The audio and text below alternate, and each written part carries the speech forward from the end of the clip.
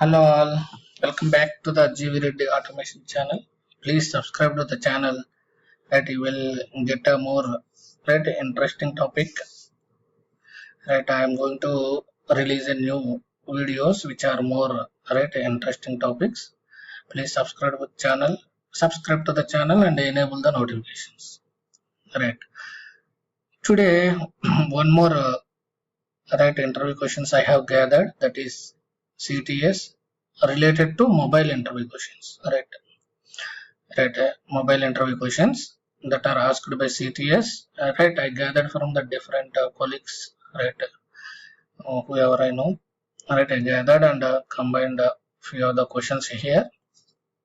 And just we'll quickly go through it. It happened two technical rounds, one manager, one HR. It has just we will see what are the mobile questions that are related to Appium. We'll go quickly. What is the difference between native, hybrid, web application? Basic question. If we start the mobile application, they will ask definitely this question. Native applications means specially designed for a platform specific like iOS and Android. Each are developed by Java, Swift, Object-C, Kotlin. Access to device specific features like GPS, camera, notifications. Like a Instagram mobile app. If you take a calculator.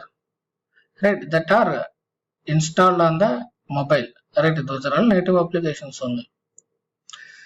Hybrid means combination of web and native. It will have a both web and native. That means the same. That will behave as a native application. We will install and few other features we have to open web. From native app to we will go back to web to native app. We will switch apps like that. It will have a Uber and Twitter application. To handle web and native, we need to switch back to web and native, like our frames or windows, in the Selenium.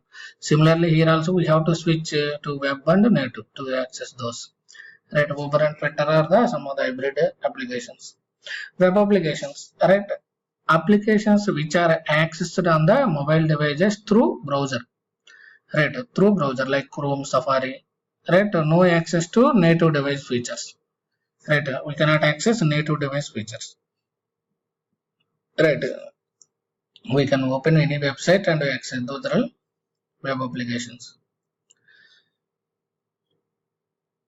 By using Appium, we can automate these are all native application, hybrid web applications. Coming to next question, what are the one more important question? Definitely we will get it. What are the steps involved in the Appium? If you have worked on Android or iOS, whichever you are more comfortable, you can tell. Both we can keep it, but you should have a confidence on one Android or iOS. Then remaining we can tell we have idea. Here Android how to for Android. First of all, we have to download the JDK and we have to set the Java home environment variables. We have to install Node.js because the Appium server is developed on the Node.js. So we have to install Node.js. NPM will automatically get installed by using while installing Node.js. Then Appium. We have to install the Appium server.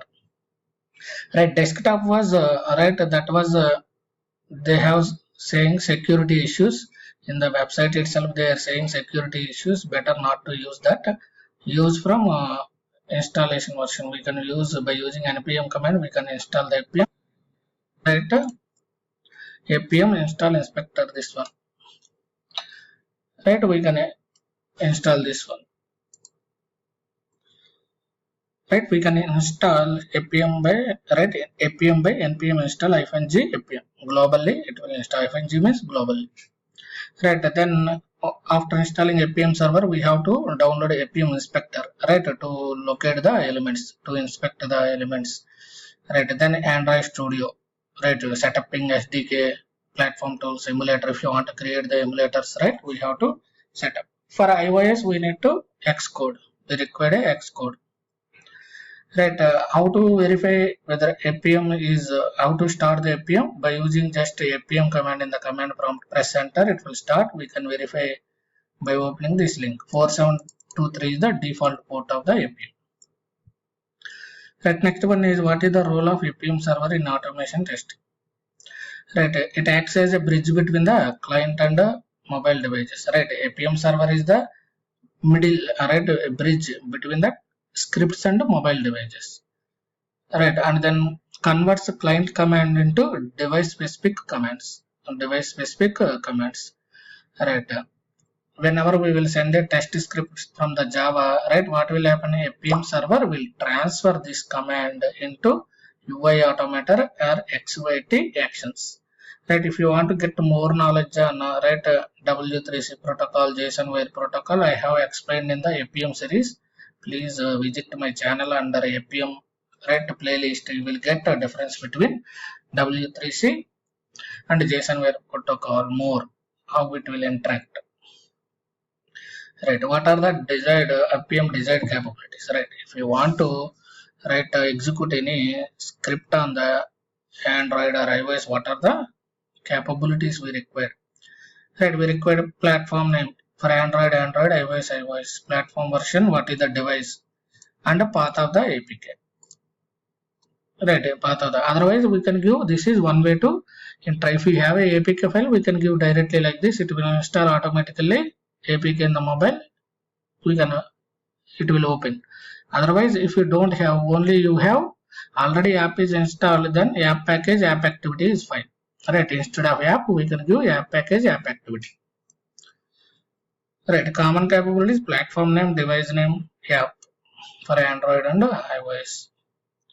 What is the Appium session? What is an Appium session? Right, a single instance communication between client and Appium server. Right, whenever we will establish a connection between the client and server, then there must be a unique ID to recognize communication between client and the server, initiated with desired capabilities and terminated after the test. Right, this is the example code of in the Java. Right, Android driver, create mobile driver. Mobile element is optional. We can directly create Android driver equal Android driver. We can pass the URL of it and capabilities. What is the difference between iOS and Android? One more important question, we can get it. Right, for iOS we need to install XYT test. Right, this is the driver. To interact with the iOS devices, we need a XYT driver. For here, we require UI Automator 2 driver for the latest versions. Right, app installation. Here we require .ipa file, here .apk file. Here we Xcode simulator. We will create in iOS simulators, Android or Android emulators. Right, accessibility IDs. We have a XC test accessibility IDs here. UI Automator locator strategy. Right, access IDs. Then how do you install and use the Appium on Windows? Right, same thing. Right, previously we have already seen install Node.js, Java, right, JDK setup, Android setup, and install npm. Right, npm install -g Appium, launch server by using like this. Right, I have combined both the first round, second round, so it is repeated. I think use Appium inspector for element identification, run the scripts. Right, what are the types of locators available in Appium? Right, we can use ID. Right, in Selenium we have 8 types. Here we have ID. We can use XPath, class name, accessibility ID, and UI Automator also. For Android, UI Automator. For iOS, XUIT test. Right, mostly we will use ID, XPath, class name, accessibility ID. What is the difference between simulator and an emulator? Right, simulator mimics the software and environment. It will mimics the both the software and environment we will use for iOS. Right, to create the virtual mobiles. Right, virtual mobiles. Then we will, in the iOS we will create a simulator. But emulator we will create for Android. Right, simulates both the hardware and software. Here it will simulate both the hardware and software for Android. How do you launch app in Appium? Right, previously we have seen one way. This is if we have already installed right? App is already installed, we can use app package, app activity to launch the app. What is Appium Inspector? Right, it is a GUI tool. Identify elements in the your application. Right, displays hierarchy, allows interaction with the app. Right, it will display the right hierarchy of the DOM. Then we can identify those elements by using ID or XPath, accessibility ID. Right, those things. What is the difference between real device and virtual device in Appium? Right, a real device means it is a physical mobile. Right, real device means we will execute our scripts on physical mobile device. But virtual means that is created by using software, right? Software based simulation. Right, performance wise, real world performance close to what an end user experience, right? So if you are executing real device means we can make sure that it will work on for every user. Suppose I am using right Android device, maybe Samsung, right? If you are executing a real device on the Samsung, every Samsung right app it will work, we can make sure. But here limited, okay, we don't have real device access, we can execute on the emulator or simulator, but we can not sure 100% it will work on real device, right? But okay, that's it. Right, setup time more time consuming, requires USB connection, developer mode. If you want to execute in the real device, what we have to enable USB connection and the developer mode settings, those are all we need to change. But here we know we don't require anything. Android Studio or Xcode by using we can right create emulator or simulator directly, we can connect it, right? We don't require anything. Cost wise, requires a purchasing physical device. It's very costly, but it is free, right? Hardware simulation provides access to hardware like GPS, camera, sensors, right? Simulates hardware but may not mimic it accurately, right? We can do it, but it's not accurate. Software simulation runs on actual OS and the hardware, but here simulates the OS and environment but may not fully replicate the OS behavior. Network testing can test real network conditions like LTE, Wi-Fi, those things, but here also we can test but less reliable. That best for final testing real world scenarios, ideal for development debugging, right? While doing development, right, it is very, we can easily right use this simulator, we can develop test cases, but while giving sign off, right, it's better to execute on the real devices. Right, stability wise, reliable, stable for long test runs, may crash or slow down during intensive test. Right, emulator simulator, if you run more time, there might be because of our right system hardware and RAM and memory issues, it will may slow down or crash the execution. Requires physical access to the device, accessible remotely through developer tools. Right, example like iPhone, Samsung Galaxy, here Android emulator, iOS simulator. When to use this rate real device or virtual? For final testing before deployment to real world behavior, or to test the hardware dependent features like GPS, camera, fingerprint, NFC. For networking conditions such as mobile data, weak signals, right, we have to test on real device. Virtual means for development and debugging early stages of the app to simulate multiple devices, screen resolution without extra code. For quick testing, controlled environment. Right, what is the Appium client server architecture? Right, Appium and what is Appium architecture? It will follow a client server model. Right, enable communication between the script, our script and mobile devices.